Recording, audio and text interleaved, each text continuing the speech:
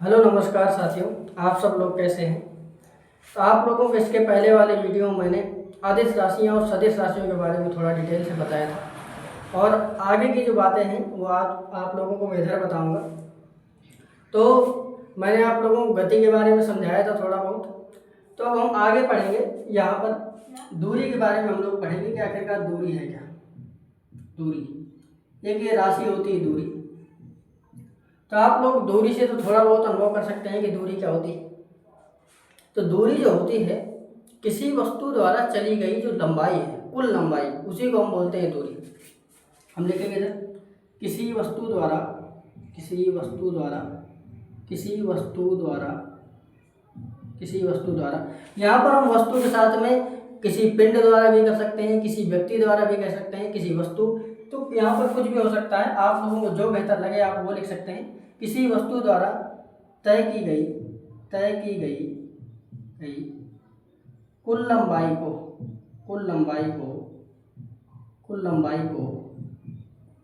दूरी कहते हैं।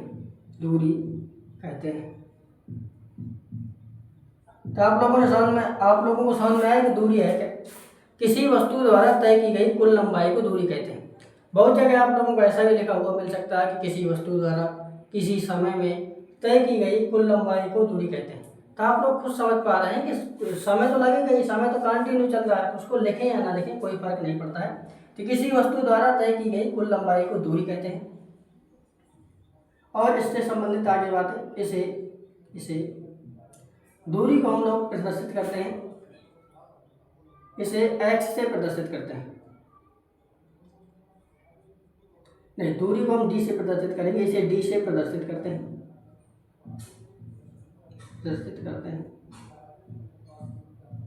इसे d से प्रदर्शित करते हैं। अलग अलग किताबों में दूरी को अलग अलग तरीके से प्रदर्शित किया गया है। कहीं कहीं d से प्रदर्शित कर देते हैं, कहीं कहीं x से प्रदर्शित कर देते हैं। तो आप लोगों को जो बेहतर लगे आप उससे प्रदर्शित कर सकते हैं।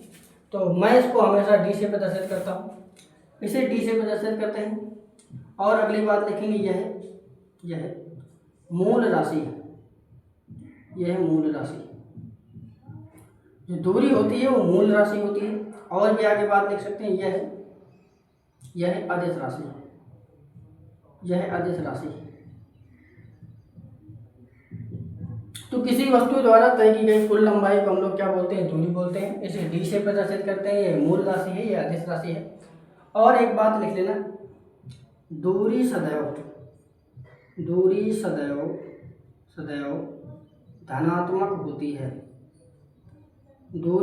धनात्मक होती है।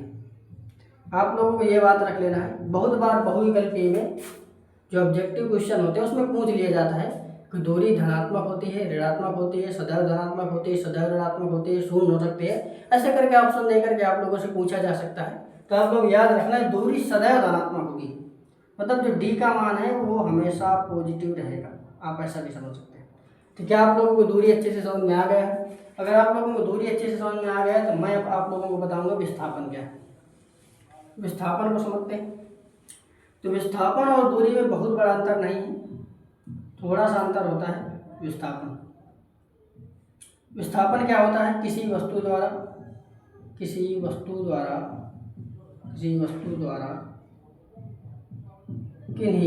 किन्हीं दो बिंदुओं के बीच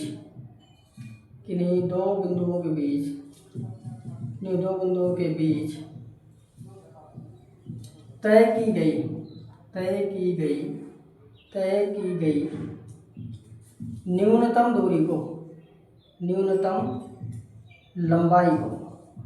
लंबाई को विस्थापन कहते हैं। तो आप लोगों को समझ में आया होगा। आप लोग मेरी राइटिंग को आप विशेष करके ध्यान दें, क्योंकि जो मेरी राइटिंग है वो बहुत अच्छी नहीं है, लेकिन आप समझना चाहें तो समझ सकते हैं, क्योंकि परिभाषा के साथ साथ में मैं आप लोगों को बोल करके भी दिखाता हूँ। तो किसी वस्तु द्वारा किन्हीं दो बिंदुओं के बीच तय की गई कुल न्यूनतम लंबाई को हम लोग क्या कहते हैं, विस्थापन कहते हैं। और आगे लिखेंगे, इसे एस से प्रदर्शित करते हैं। विस्थापन को एस से प्रदर्शित करते हैं। अगली बात यह है मूल राशि। विस्थापन भी मूल राशि होती है, यह मूल राशि है। आगे बात में लिख सकते हैं यह है सदिश राशि।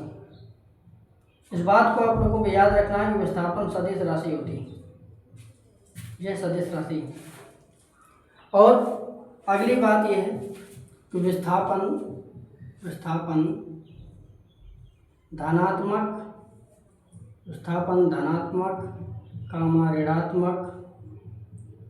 ऋणात्मक व शून्य हो सकती है। आप इस बात को हमेशा याद रखेंगे कि जो विस्थापन है वो धनात्मक भी हो सकती है, ऋणात्मक भी हो सकती है, शून्य भी हो सकती है, कुछ भी हो सकता है। तो आप लोगों को विस्थापन अच्छी तरीके से समझ में आया कि विस्थापन है क्या।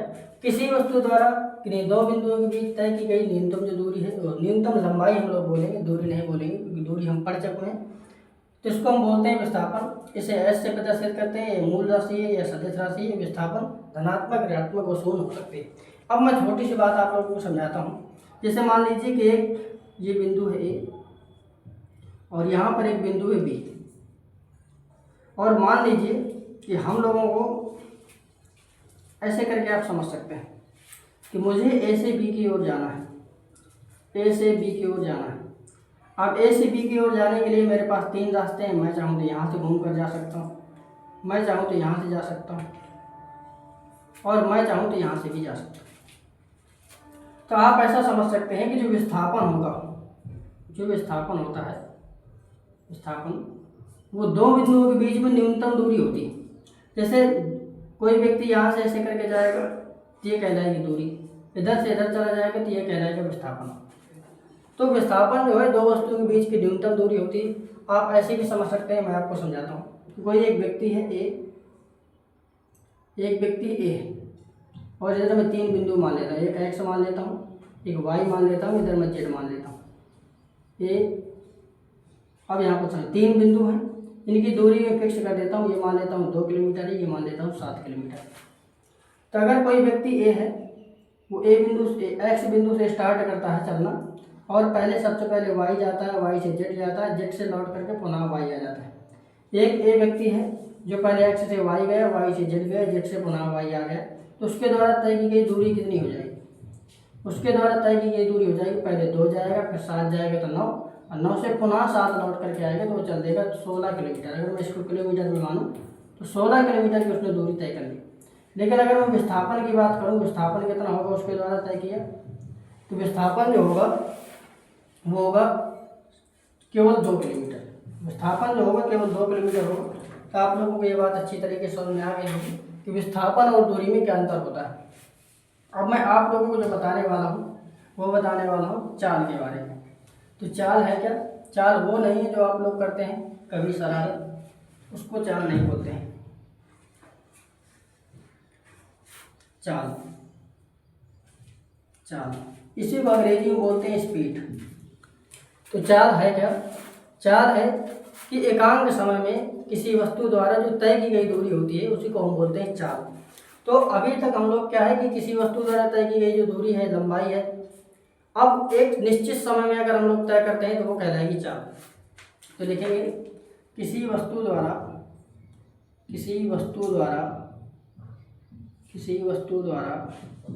एकांक समय में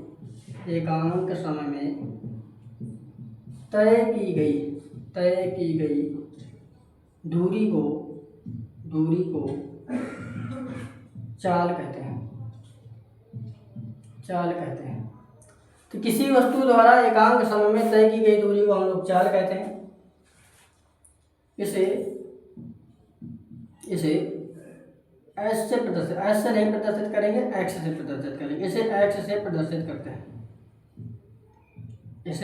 से प्रदर्शित करते हैं। आप लोग याद रखेंगे कि चाल को हम लोग एक्स से प्रदर्शित करते हैं। यह अदिश राशि होती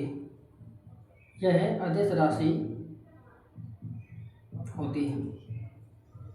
तो आप लोग समझ पा रहे हैं कि जो चाल है वो एकांक समय में तय की गई दूरी होती है, इसे एक्स से प्रदर्शित करते हैं। यह अदिश राशि भी होती है। अब आगे चाल का सूत्र क्या होता है, तो यहाँ लिखेंगे यदि यदि किसी वस्तु द्वारा यदि किसी वस्तु द्वारा यदि किसी वस्तु द्वारा यदि किसी वस्तु द्वारा टी समय में टी समय में डी दूरी तय की जाए डी दूरी तय की जाए तब जो चाल होती है चाल वो होती है डी बटे टी। आप ऐसा भी लिख सकते हैं, बहुत जगह आप लोगों को ये भी सूत्र मिलेगा, चाल बराबर होता है दूरी बटे समय। दोनों एक ही बात है, चाल बराबर होता है दूरी बटे समय और चाल बराबर रहता है डी बटे टी। या आप ऐसा भी कह सकते हैं कि जो एक्स बराबर हो जाएगा डी अपान टी। अगली बात, चाल का मात्रक क्या होगा, तो आप लोग मात्रक के लिए भी कहीं एक जगह लिखें, तो आप मात्रक यहीं से समझ सकते हैं कि अगर दूरी है तो दूरी का मात्रक होता है लंबाई दूरी लंबाई है, लंबाई का मात्रक होता है मीटर और समय का मात्रक होता है सेकेंड। इसका मात्रक होता है दूरी मीटर प्रति सेकेंड, जो चाल का मात्रक होगा वो मीटर प्रति सेकेंड होता है। ठीक है, आप लोगों को चाल अच्छे से समझ में आ गया है। अच्छा, मैं अगर चाल के बारे में बात करूँ तो चाल 4 प्रकार की होती है, इसको भी आप चाहें तो थोड़ा सा समझ सकते हैं। जो चाल होती है वो 3 प्रकार की होती है, 3 नहीं 4 प्रकार की रहती है। सबसे पहले रहती है ताक्षणिक चाल, इसी को तत्कालिक चाल भी बोलते हैं। औसत चाल होती है, औसत चाल होती है, एक समान चाल होती है और असमान चाल होती है, असमान चाल। तो ताक्षणिक व तत्कालिक चाल है क्या? ताक्षणिक व तत्कालिक चाल का मतलब होता है, अगर आप लोगों को इसकी परिभाषा लिखनी हो तो मैं बोले दे रहा हूँ, आप लिख सकते हैं। ताक्षणिक चाल का मतलब कह सकते हैं कि किसी वस्तु द्वारा किसी क्षण किसी वस्तु की चाल ताक्षणिक चाल कहलाती है। आप लोग समझ सकते हैं कि जैसे आप लोग बहुत बार सफ़र करते हैं, सफ़र करते टाइम आप लोग हमेशा जो स्पीडोमीटर होता है, जिससे आप लोगों को जो भी मतलब हमारे पास साधन होता है उसके चाल के बारे में पता चलता है। तो आप जब स्पीडोमीटर को देखते हैं तो उस टाइम पर आप देखते हैं 45 में है सुई, 50 में है, 80 में है, तो जो आप लोग देखते हैं वही ताक्षणिक चाल होती है। तो किसी वस्तु की किसी क्षण जो चाल होती है उसको हम बोलते हैं ताक्षणिक चाल। औसत चाल क्या होती है कि कोई भी वस्तु है, कोई भी पिंड है, वो जितनी दूरी कुल दूरी तय कर लेता है और जितना कुल समय लगता है उसका जो अनुपात है उसको हम बोलते हैं औसत चाल। एक समान चाल और असमान चाल को आप कैसे समझ सकते हैं? एक समान चाल का मतलब ये है कि जब कोई वस्तु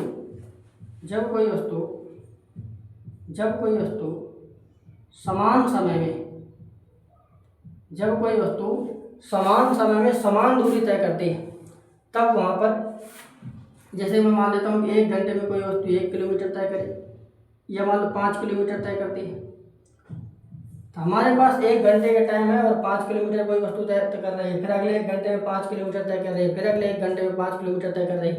तो ये जो चाल होती है इसको बोलते हैं एक समान चाल। एक समान चाल का मतलब होता है कि किसी वस्तु द्वारा समान समय अंतरालों में जब समान दूरी तय की जाती है तब वहाँ पर वस्तु की चाल एक समान चाल कहलाती है। इसके बाद असमान चाल क्या होती है? असमान चाल में जो कोई वस्तु है वो समान समय अंतरालों में, समय अंतराल समान होगा, 1-1 घंटा 1-1 घंटा, यहाँ पर समय बदल भी सकता है लेकिन दूरी अलग अलग हो जाए, कहीं 4 किलोमीटर चले, कहीं 3 किलोमीटर चले, कहीं 7 किलोमीटर चले। जब समान समय अंतरालों में कोई वस्तु जो भिन्न भिन्न दूरियों को तय करती है तो वहाँ पर असमान चाल होती है। तो आप लोगों को चाल काफ़ी बेहतर तरीके से समझ में आ गया होगा और नेक्स्ट जो वीडियो आएगा आप लोगों को उसमें वेग पढ़ाया जाएगा, वेग के साथ में आप लोगों को त्वरण पढ़ाया जाएगा। तो मिलते हैं आप लोगों से नेक्स्ट वीडियो में, और चैनल को आप लोग लाइक सब्सक्राइब जरूर करें, इससे हम लोगों का चैनल बढ़ेगा और आप लोगों को बहुत ज़्यादा फायदा होगा।